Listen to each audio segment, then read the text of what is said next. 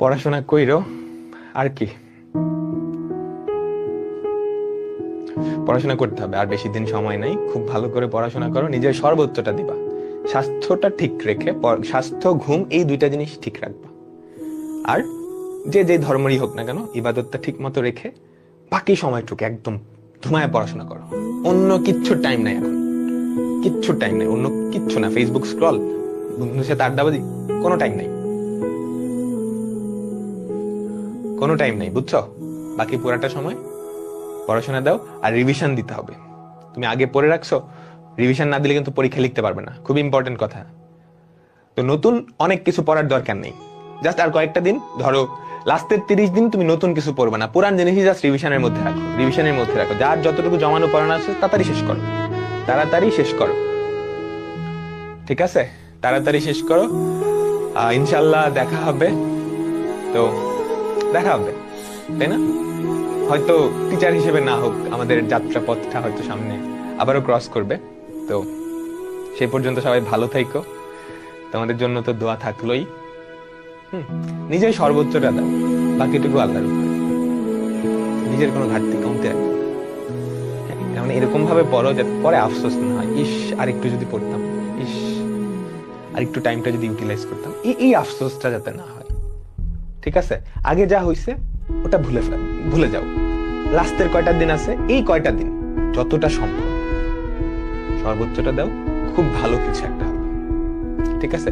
বুয়েট আছে, সবাই বুয়েটে তো চান্স পাবেন, এটা তো জানা কথা, তাই না? এখানে 10,000 13,000 স্টুডেন্ট, সবাই কি বুয়েটে চান্স পাবে?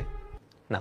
বুয়েট আছে, সিকে রুয়েট আছে, তুমি যদি এফোর্ট দিয়ে থাকো ইঞ্জিনিয়ারিং এ, তুমি ভালো একটা জায়গায় চান্স পাবাই, এই কনফিডেন্সটা রাখো, ঠিক আছে? ইঞ্জিনিয়ারিং এরকম না যে তুমি এফোর্ট দিছো কিন্তু ভাগ্যের কারণে হয়তো হয় না, এরকম দুই একটা রেয়ার কেস হয়। বাট তুমি যদি এফোর্ট দিয়ে থাকো, ইঞ্জিনিয়ারিং এ নরমালি চান্স হয়ে যায়। যারা চান্স পাওয়ার মতো ওরা সবাই চান্স পায়, ওরা সবাই চান্স পায়। হয়তো বুয়েটে হয়তো টপ কয়েকজনের হবে, টপ 1200-1300 জনের হবে, পরে তো আছে সিকিউরিটি আছে না?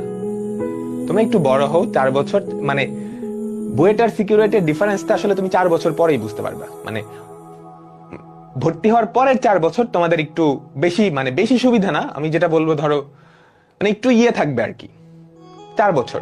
এরপরের 4 বছর পরে আসলে সবকিছু মিলাই যাবে। 4 বছরও না, তুমি যখন মানে যে কোনো একটা ভার্সিটিতে ভর্তি হয়ে পরে পড়াশোনা শুরু করবা, পরে দেখবা পড়াশোনা আসলে সব জায়গায় সেম, ঠিক আছে? অনেক কম্পিটিশন হয় দেখবা, তো ওখানে বুয়েটের ছেলেমেয়েদেরকে অন্য ভার্সিটির ছেলেমেয়েরা হারাইতেছে না? আমাদের এই সিএসসির কম্পিটিশন, আইসিপিসি, ওখানেও তো হারাইতেছে, তাই না? তো চেষ্টা করো, ঠিক আছে? তো এই ছিল তোমাদের সাথে আমার জার্নিটা। তোমাদেরকে মিস করবো, তোমরাই আমার ফার্স্ট অ্যাডমিশন ব্যাচ যাদেরকে আমি লাইফে পড়াইছি। আর তোমাদের যখন পড়ানো শুরু করি তখন আমার টার্ম ফাইনাল পরীক্ষা চলতেছিল। যারা বুয়েটে চান্স পাবা ওরা টের পাবা টার্ম ফাইনাল কি জিনিস। তো আমি আসলে অনেক প্রেশার নিচ্ছি, হয়তো নিজের সর্বোচ্চটা দিতে পারি নাই, কারণ আমি এখনো স্টুডেন্ট, তো বুঝতে পারতেছি আমার নিজের পড়াশোনাটাও চালাইতে হয়, তোমাদেরকেও পড়াতে হয়। তো আমি যতটুকু সম্ভব আমি চেষ্টা করছি আমার পড়াশোনার মাঝে মাঝে তোমাদের পড়াইতে। তো এই ছিল, আল্লাহ হাফেজ, আল্লাহ হাফেজ। প্রিলি টপকানোর টিপস, ম্যাথমেটিক্স টিপস খুবই সহজ। তুমি ক্যালকুলেটর হ্যাক সিরিজটা খুব ভালো করে দেখো, ক্লাস নোটগুলো দেখে যাও, প্রিলি হয়ে যাবে, প্রিলি হয়ে যাবে। যারা ক্যালকুলেটর হ্যাক্স দেখছো ওরা বুঝতে পারবা, আমরা ক্লাসের মধ্যে যে অঙ্কগুলো করাইছি ম্যাক্সিমাম ক্যালকুলেটর দিয়ে সলভ করানো দেখাইছি, কিন্তু ক্যালকুলেটর হ্যাক্সে। ওকে, তো প্রিলিতে আর সিকে রুয়েটে ম্যাথমেটিক্স এর জন্য ক্যালকুলেটর খুবই ভাইটাল একটা রোল প্লে করবে। তুমি যদি কনসেপ্ট আর ক্যালকুলেটর হ্যাক্স ঠিক মতো বুঝো, কমসে কম 50% অ্যান্সার করতে পারবা, 50% মার্কস শুধু ক্যালকুলেটর দিয়ে। চিন্তা করতে পারো? তো ওই সিরিজটা একটু ভালো করে দেখো। আর আমি